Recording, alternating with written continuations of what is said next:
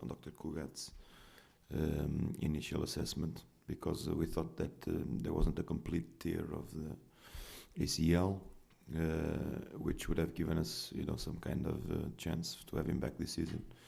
But when he did the arthroscopy, he found out that it was a complete tear to the ACL. So the player is going to be out for the rest of the season, and we won't see him anymore, unfortunately.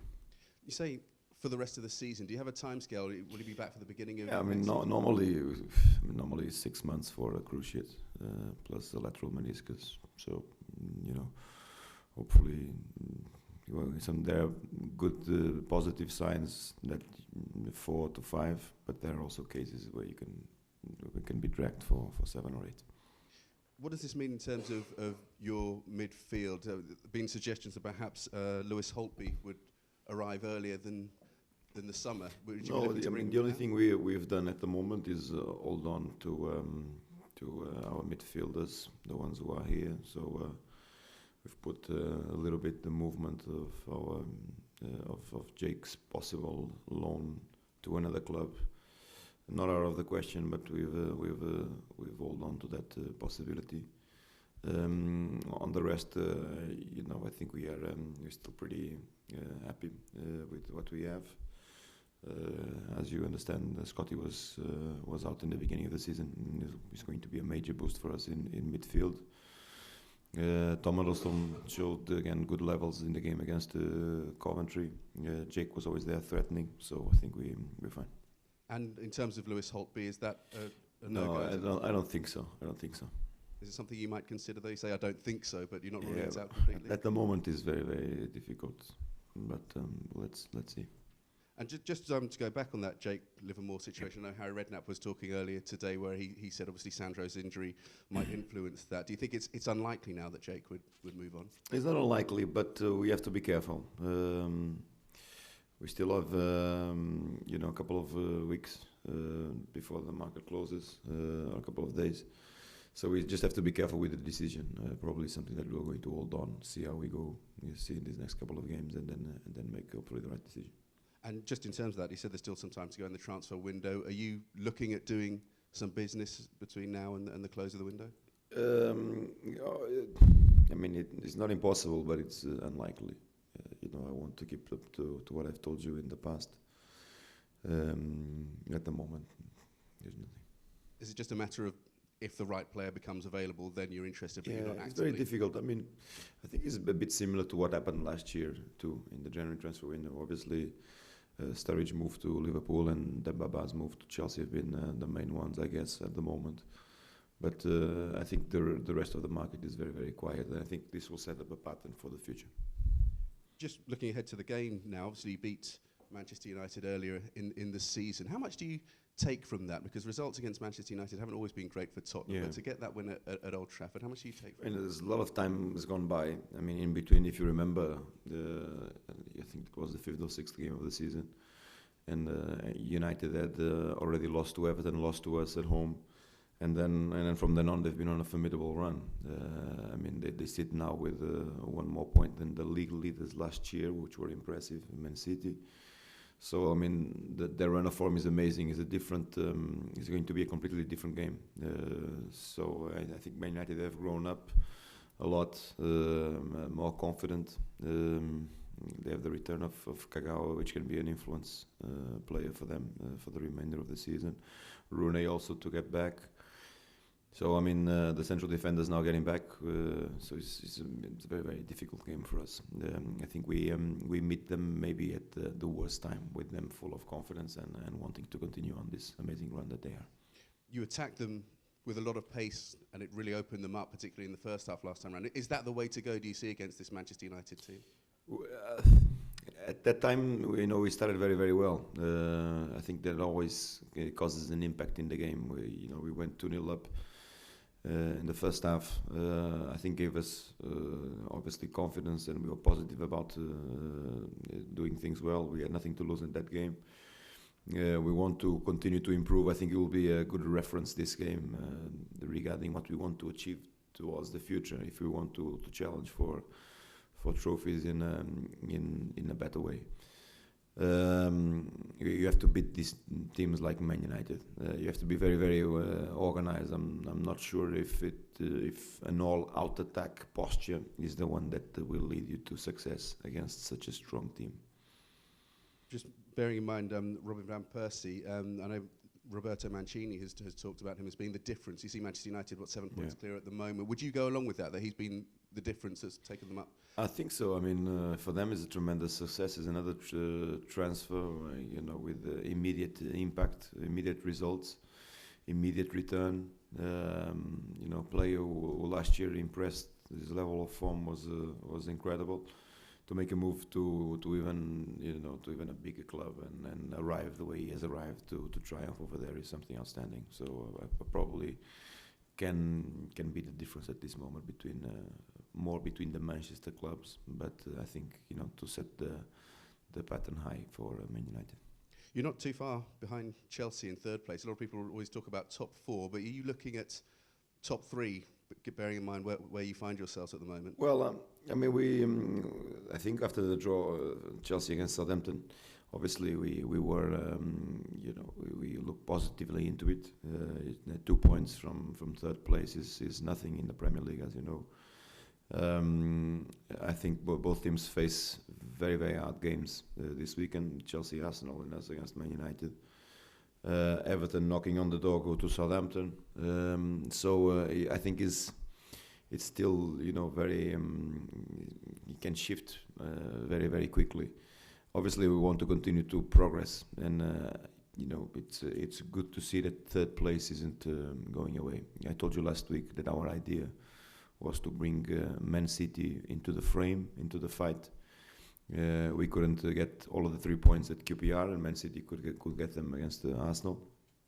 So we have to concentrate on what's around us, and what is more realistic now is that difference towards Chelsea. Just a couple of more general points, a few managerial issues that have come up. First of all, Pep Guardiola taking over at Bayern Munich in the summer. What did you make of that? Were you surprised at that? And do you think that the experience that you and other managers have had at Chelsea informed his decision perhaps not to go there? Well, I'm not sure if Chelsea was even ever on the frame for the manager and for the club, because we don't know. We can speculate about it, but we don't know. I think it's a great move for the Bundesliga, for the power of their product as a league. I think is obviously one of the biggest clubs in the world with 4 Champions League trophies. It's a great move for Guardiola, in my opinion, on the sense that he arrives into a club that is very, very well organized. Surrounding structures around the manager are outstanding. Complete support, complete stability, good players, money to invest, good young players coming through. And I think, obviously Guardiola can focus on what he does best, which is manage the first team. And I think it's good for football, because he will be able to continue to portray the message that he portrayed at Barcelona. And for us, as other managers and public, for me, it's fantastic to have him back if he continues to follow on that message, which I'm sure. And today, the news we're hearing out of Southampton, Nigel Adkins has been sacked. I think most of the media, most of the fans are surprised. Are you? Yeah, particularly on the recent results. I mean, I don't know what to say. I think in the end, you sometimes you get surprised by these events. Unfortunately for Nigel, this is a highly risky business. Not always your competence and your talent is credited by what you are doing. I think certainly this is the case now at this particular stage, after he went to Chelsea and draw the European champions, and the run that they were putting together, draw against Arsenal the other day too. So it's a bit surprising on that fact. Obviously nothing to do with Pochettino, which is a bright young manager that had a poor spell at Espanyol just recently, which led to his sack, but is a great manager. But I think it's sad to see Nigel depart.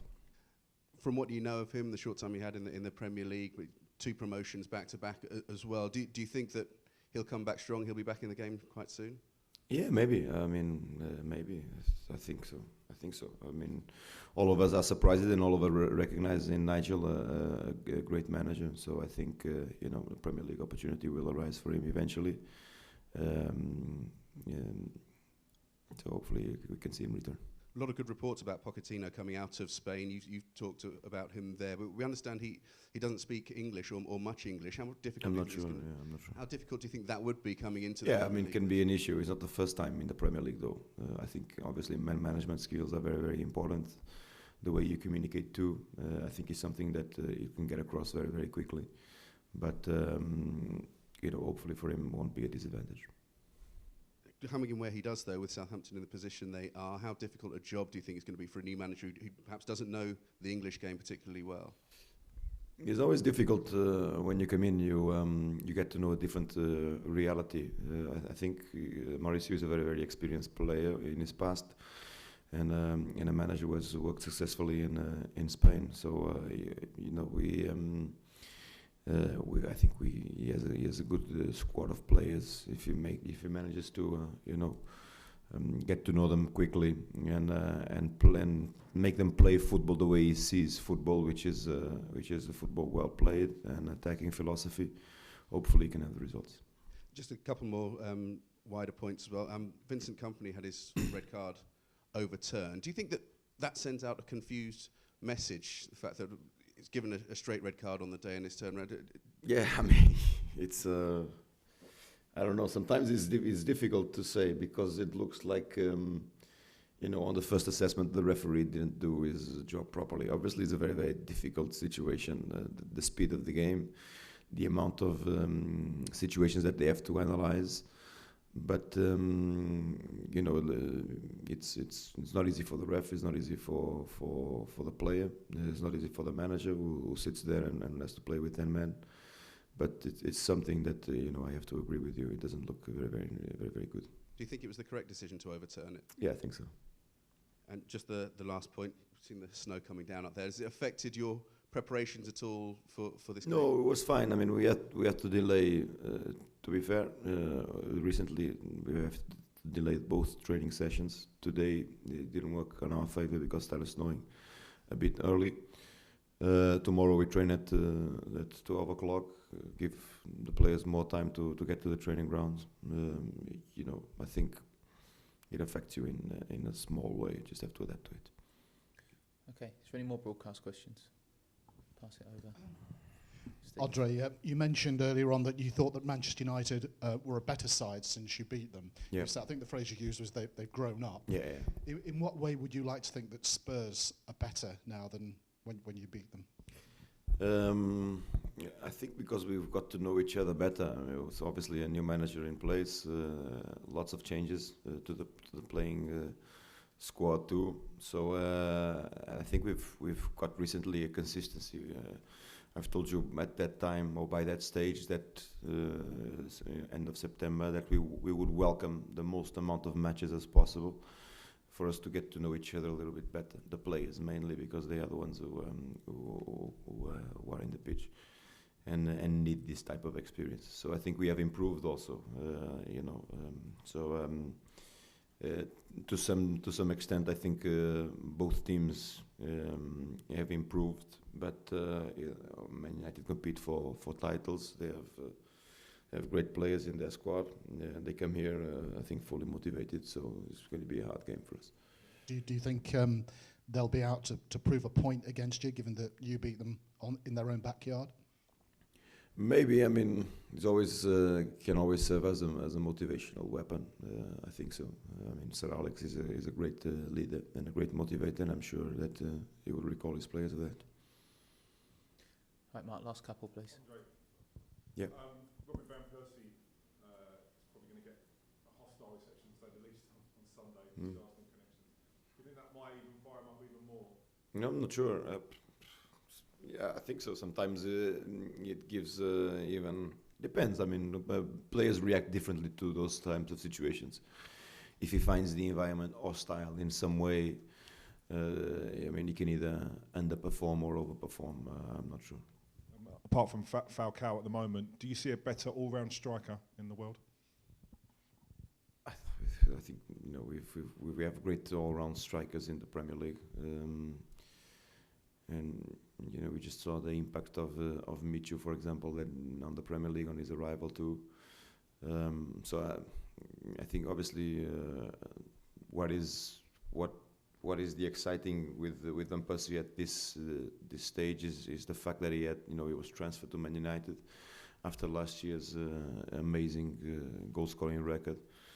And he has, he kept on going. It didn't affect him in any way or form, and he continues to be the amazing talent that he is. But I mean, there's obviously other great strikers.